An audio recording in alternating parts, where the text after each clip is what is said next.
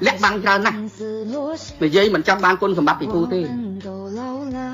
mình tây nó cao phu khla Rosi Rapun tầm ninh đi Việt Nam mà sọc mai ắt bằng quân oi rót của miên mình tây phu khla càng scam online của miên tại nhom mình đã hay luôn ở thay trong tại sao nhom dốt vô mình tây được không